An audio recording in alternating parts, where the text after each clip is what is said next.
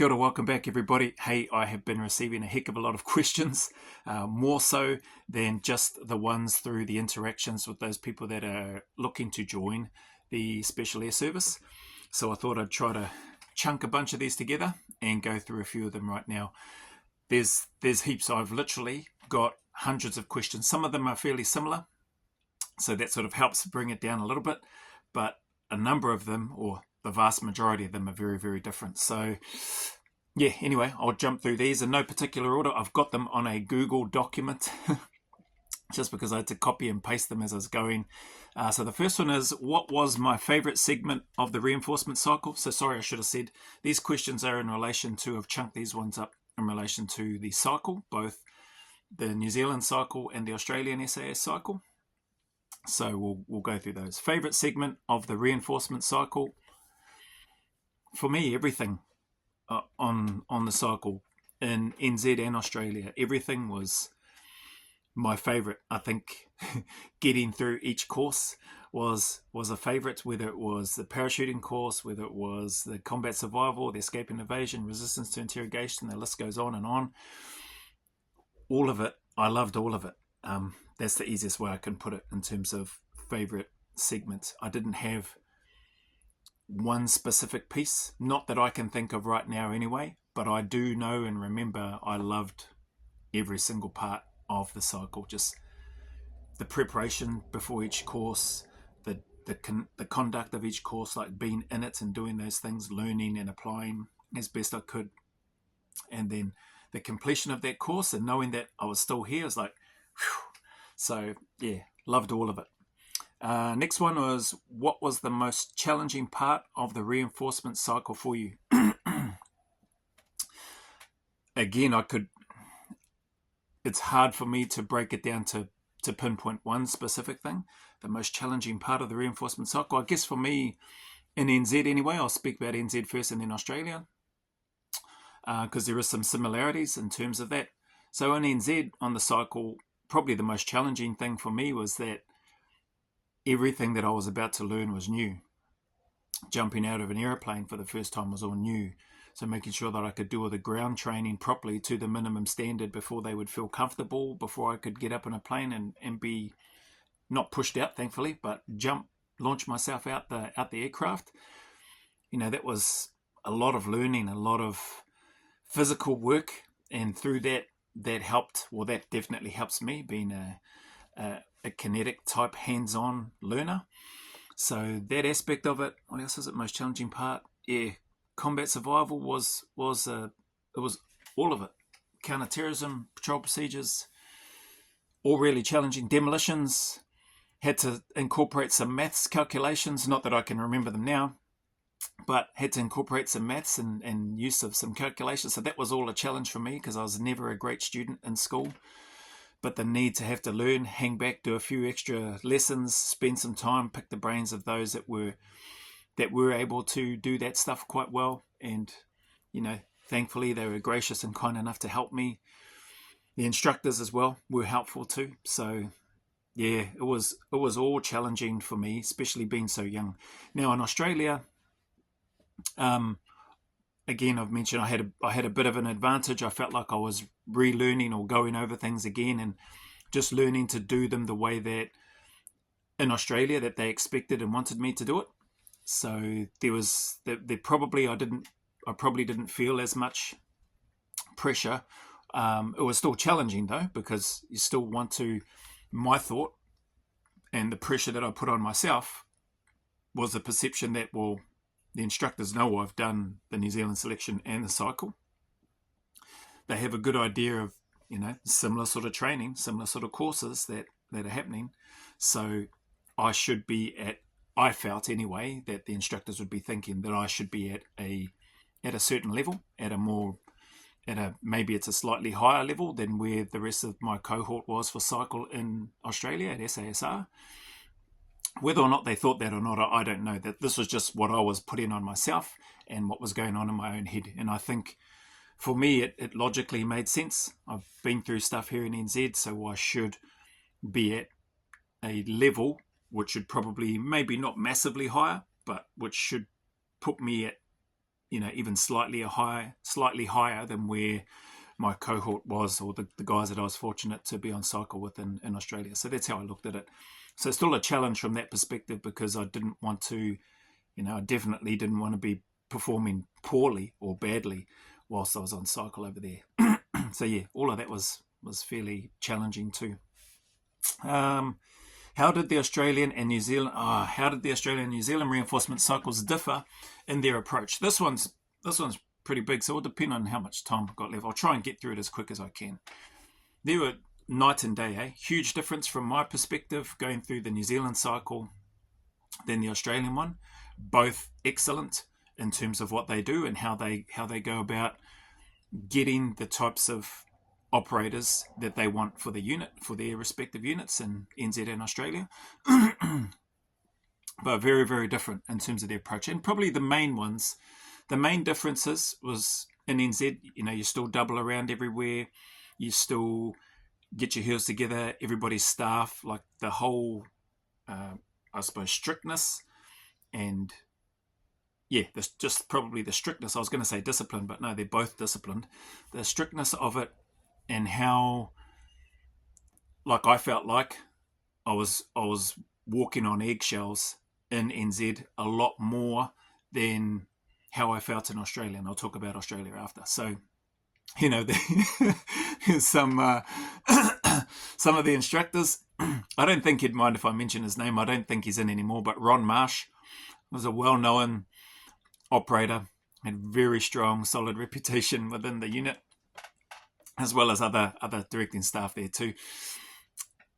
And I remember one part on patrol procedures coming out at Hell on camp, and he was just off to the side, and I was just come out of the barrack block that we were in, getting ready, I think, either to head over to the mess. I think I was heading over to the mess, and I just happened to look over to my right, looked at him, saw him there. He was already looking at me. So a couple of the other guys, we laughed about it later, looked at him, like splits, like briefest of moments, eye contact with him. And he's looking at me and goes, "What are you looking at, ball bag?"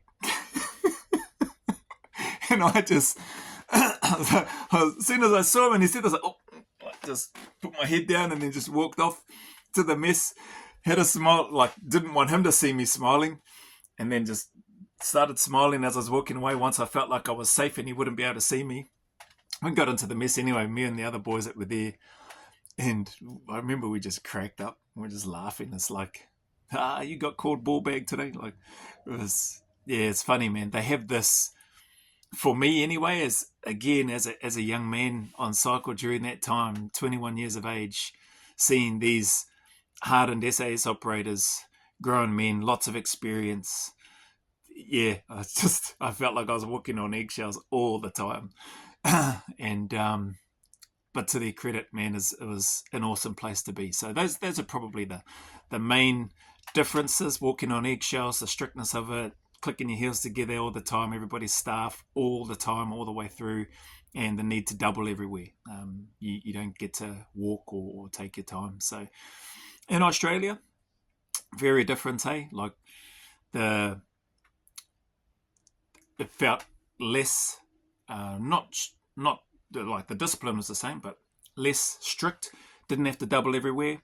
Didn't have to call didn't have to call them staff or sir. Nicknames were fine. First name was fine, which was, took a little bit of getting used to for me.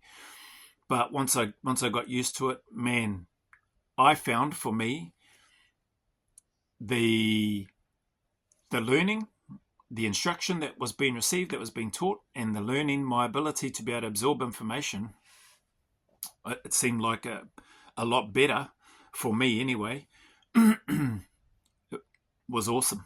So I was prepared for the same type of environment that I'd come from in NZ, and the fact that I knew that I could get through that and complete all those courses and still be there, I was like, okay, Australia's going to be pretty similar.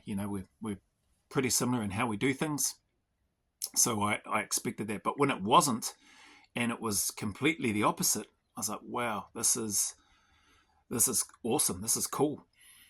And I was able to, I didn't feel like I was walking on eggshells. I still knew Nothing's guaranteed. We're not in. You still got to pass each course, and you've got to pass each course well, and you've got to turn up each day and present and do as well as you can every single time, every day, and on every course. So nothing was ever taken for granted. I never felt like, oh, this is sweet, I'm in. But I just felt more comfortable. I felt more relaxed.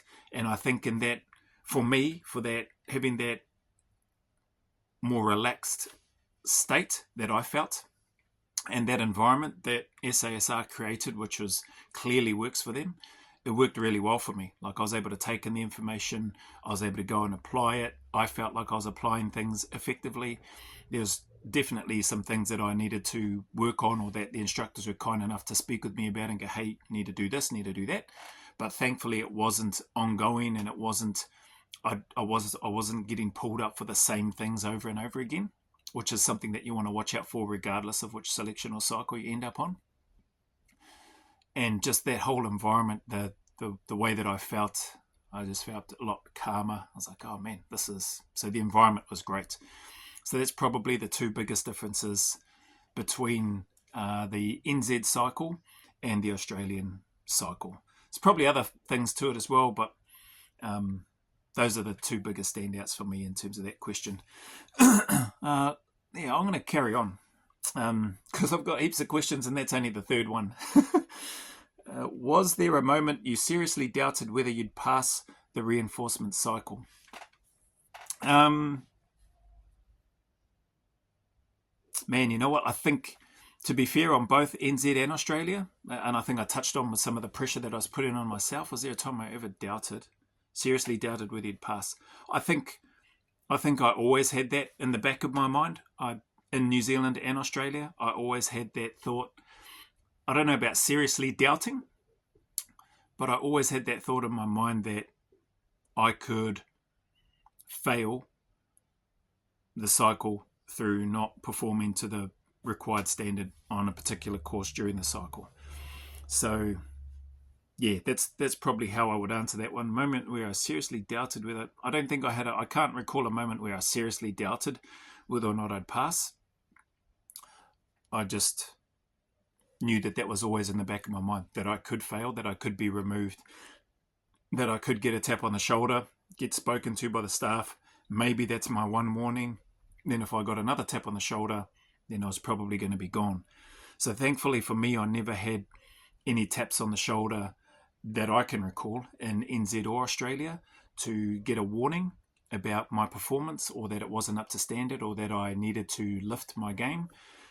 So thankfully, that never happened. I don't recall ever getting a tap on the shoulder and having that sort of conversation. And I think that helped probably give me some confidence that, okay, I'm doing all right. I didn't get any taps on the shoulder on that one, but I was always of the mindset that, okay, that's that course done. That's cool, but there's a long way to go. And I've got to now start preparing for the next course and try to do as well as I can for that one and that one and that one, so on and so forth, in both NZ and Australia. So I don't know if that answers that question, but hopefully you get something out of it. Hopefully I've answered it as much as I can without going too far off the beaten track. What have we got? Number 5. Which skill or phase took you the longest to master during reinforcement cycle? Probably all of them. It's not something that I kept a log or diary of in terms of time spent and how long it took, but there's a whole bunch of things. Learning to para roll properly for the parachuting course, learning to get my shooting more accurate, not only speed but accuracy for the CQB and the counterterrorism stuff, the bush phase and patrol procedures and breaking contact and all those types of drills, making sure that, when I was the SIG, that my comms were sorted out, the Morse code, learning that. All of those things for me took, as I sit here now and read this question, all of those things took me a heck of a long time to get through it, but it was condensed. We all had it. I was no exception. We all were working to the same restricted timeframes of which we had to learn these things and then show that we could apply it and implement it. And so all of those things took a heck of a long time, longest to master. Here's the thing, on reinforcement cycle, I never mastered any of them. Well, I never felt like I mastered anything. I felt like I managed to reach the baseline minimum standard, and that for me was my objective, my goal. I wanted to reach that baseline minimum standard, which for me though, like, to be honest, as I look back on it, for me that was a really high standard. For me to reach the baseline of what's required for an SAS trooper on cycle, to be able to get to that point, was like scaling a mountain for me, like getting to the peak of a mountain. But in the bigger picture of things, it's like bottom of the barrel type stuff for the guys that are already there, that have got experience, that are there operating, you know. So that for me was huge, just to try to get to that level. So I definitely didn't master anything on the reinforcement cycle. So I just had a re-look at that question. Took the longest to master. I definitely didn't master anything during the cycle, but I'm glad to say that I reached the minimum baseline standard, which was where I wanted to get to, which is where I needed to get to if I wanted to give myself a chance.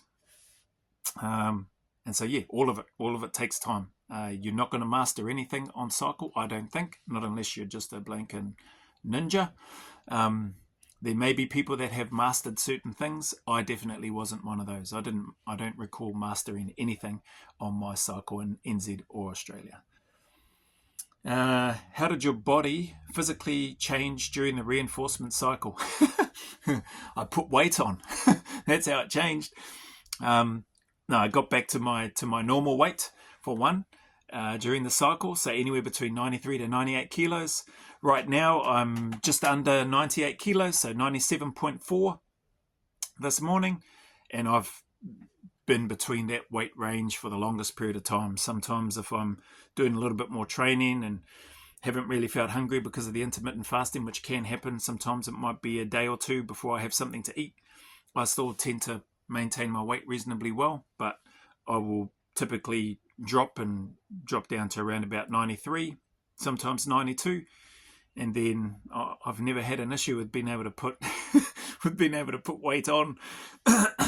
And if I'm focused on something, and if I need to, I haven't had any issues of being able to drop weight either. So my short stints doing MMA, you know, I was competing at 84 kilos. And yeah, there was probably one time where I was a bit lazy, and struggled to, still made the weight, but struggled. I was really gaunt and stuff after, and I lost that fight too. But when I've just been dialed in and doing what I'm supposed to and not being lazy, making 84 kilos was pretty easy.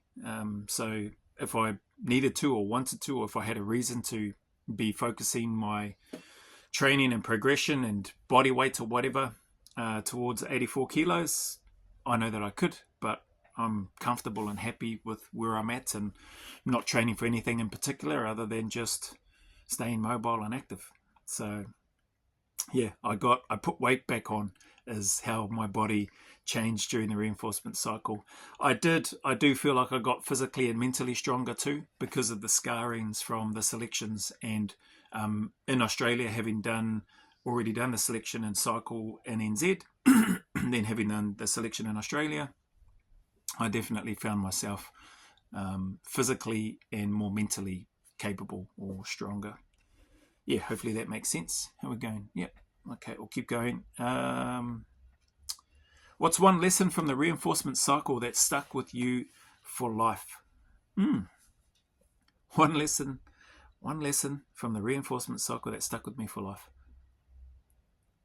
I think I've shared this before, maybe not in a video, maybe I haven't shared it before, but I think one thing that stands out for me that I've taken away from both cycles, is that everything is hard until it becomes easy. For me, that's something that's always stayed, because during my cycle, everything was hard. And it eventually became easy. Like I said, I wasn't a master at it, but it became easy, or at least easier. But it was bloody hard for me. I can't speak for everybody in and around that. Some of the more physical aspects, I suppose, like things like moving slowly and deliberately with a pack on, yeah, that's hard work, but I guess I wouldn't say I found that extremely hard. I knew it was just a necessary part of the process. But yeah, physically I felt good in those sort of aspects. But everything is hard until it becomes easy. And that's something that I've taken away from both the selections and cycles, and something that I look to try to apply even to this day. Like YouTube, this bloody thing is hard for me anyway. And so, but it is slowly becoming a little bit easier. And I know if I keep turning up, if I stay consistent with it, disciplined, etc., you know, it's hard now, but it'll become easy. So everything is hard until it becomes easy is probably the biggest takeaway that I take. So thanks for that question. Where was it? Oh yeah. How did you mentally prepare for each new challenge in the reinforcement cycle? I think, I don't know if I'd call it mentally prepare. Oh yeah, I suppose there is. So say when there's a new course or whatever's coming up, I just prepared myself by letting myself know that, so in NZ, hey, this is new, need to have my eyes open, ears turned on, close my mouth, take in as much information as I can, and then try to apply that. Ask questions if I'm not sure, if I'm like legitimately stuck, and leverage, like ask my teammates in that as well for support if I need to. And then just hook in, just get stuck into that work, do it to the best of my ability. And if and when I get pulled up, or if I get pulled up for not doing something the way that I should, or even if it's just in a broad general context where instructors are giving feedback to the whole group and not targeting or calling out anybody specifically, then try to take that information in as much as I can. So be a sponge basically and look to try to implement it. That's what I did in terms of trying to prepare myself and attending each part of the cycle and the courses. What was your proudest moment during reinforcement training?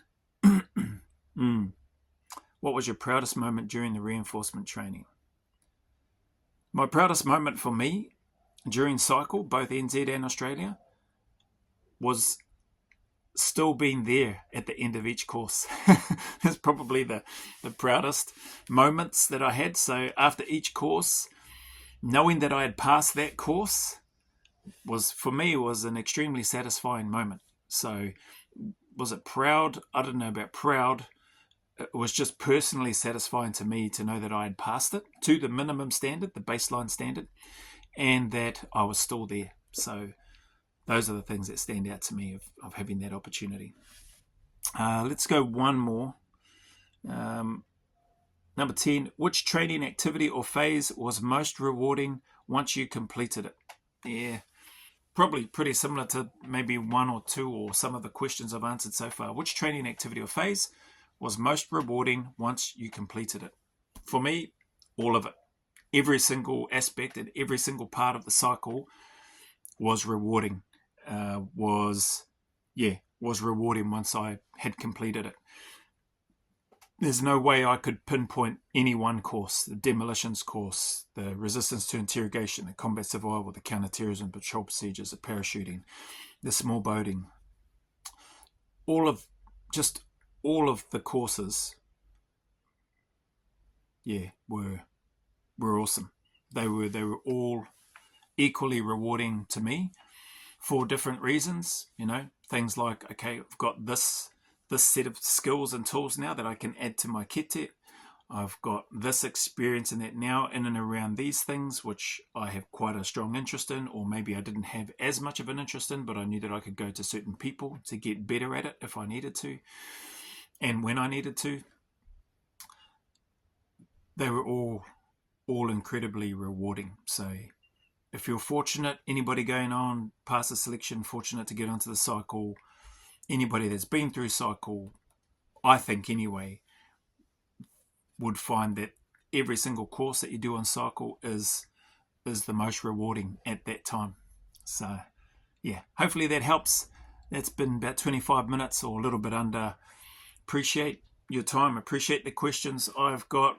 That hasn't even scratched the surface on the amount of questions that are in this Google document right now, but I'll keep chipping away at them and try to upload them as frequently and as regularly as I can, bearing in mind that this is one of the core aspects that I said I'd keep, the Q&A stuff and the reactions. So they're they're the meat of the channel. So definitely going to continue with those. And then, yeah, got this other stuff that I need to implement and work on as well in the background. So there was a comment in from a couple of really kind supporters talking about, yeah, this is, man, if this is a one-man band or something, imagine what a team would be like. I'm like, yeah, it'd be awesome to have a team, but it is a one-man band show, this little channel of mine with a mobile phone and a laptop and some dodgy lights, little lamps that I'll put up from time to time. But loving the process. And I said, I think I replied saying something along the lines of, definitely a one-man band. I have to do away with the popular comment that there is no I in team, and rephrase that to I am the team. But yeah, it's been awesome. There's definitely been some kind people as well that have offered and extended their hand to provide any support if I wanted to reach out to them. So they know who they are, and they've said, yeah, no need for a shout out. So I want to acknowledge and respect that, and won't call out their names, but they know who they are, and I sincerely appreciate it. Yeah, anyway, as well as that, while we're on the appreciation, thank you again for all of those that have spent any time here, liked, comment, subscribed, or shared any of my content, taken the time to put in a comment or a message or a share to share some of your experiences. Man, I really, really value it and appreciate it. Sincerely, genuinely appreciate it. Thank you very much. Still doing my best to try to reply to the comments and messages that get put in, because it really does mean a lot to me. So I try to allocate some time in the day, or a couple of times in the day, so that I can just try to get back and reply to those. Can I maintain it? Time will tell, but I'm doing the best that I can. So I appreciate the patience and those that have put comments down and requests and all that sort of stuff. I genuinely do appreciate it, and I am sincerely trying to get back to you as best I can. That being said, any challenges, trials, struggles that you may be going through, or that somebody that you may know might be going through, do what we can where we can to try to uplift, encourage, support them, but keep turning up. I just encourage you, keep turning up, keep staying in the fight. Know that there are better days ahead. Know that the sun will shine again, and that there is a light at the end of the tunnel. Just stay consistent, stay disciplined with it, as hard and as difficult as it may be to get up some days and to move forward. I know that it's worth it. Why? Because like you, I've had some pretty crap days, weeks and months as well. And you're not alone.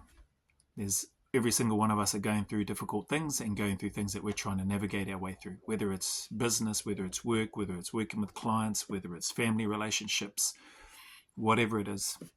Everybody's got stuff going on. So just keep trying to turn up, keep staying in the fight. Remember, go always a little further, and who dares wins. And as always, until the next video, from me to you, filled with my aroha, respect and appreciation for each of you. Big mana wave.